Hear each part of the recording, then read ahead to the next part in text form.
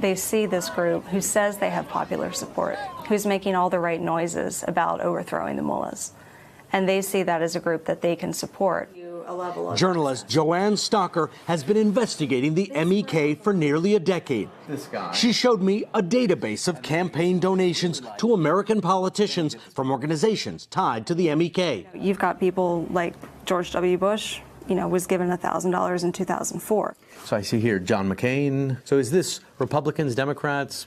It's both. I mean, it goes across the aisle. So, McCain got $2,400, $1,000. But then, Obama's on here, too. Pretty small contribution. Sure. But when you get them coming in from 10, 15 people every single year, they add up. Thank you, ladies and gentlemen. But the speaking circuit is where it's really at. It is my great honor to present to you the most formidable list of American national security, military, political, and governmental leaders of my generation.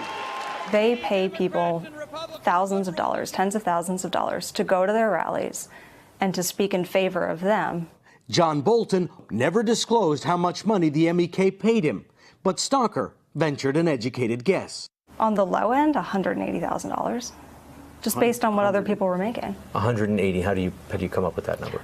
Because other people were paid, we seem to have narrowed it down to about $20,000 to $30,000 a speech. No one really knows exactly where the MEK is getting all this money from. But Saudi Arabia is a pretty good place to start. I personally have brought money and gold from Saudi Arabia to Iraq for Mujahideen. You transported money and gold from Saudi Arabia? How did you do that? So it was 3 trucks of gold. Three trucks of gold? 3 trucks of bars? Gold. Yeah. I would say about a ton each.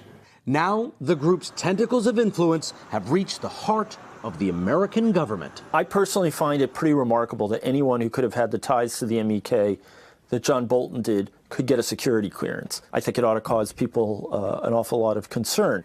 As far as the MEK is concerned, their guy is in the White House. They're tied in this together. Who's their guy? John Bolton's their guy? John Bolton is the MEK's guy in the White House.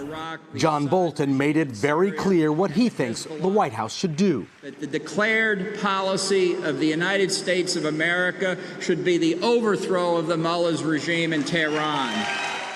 A recommendation he's now in a position to shape into policy.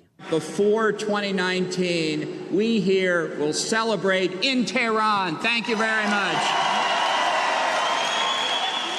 Bolton's office didn't respond to our request for comment, but Giuliani did.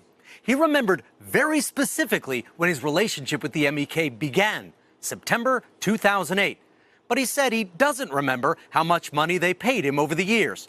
He called the group's past designation as a foreign terrorist organization a mistake. But private citizens don't get to make that call. And that's not even the only issue here. The people who give President Trump advice on how to deal with Iran, they get their advice from the zealots you just heard about in that story.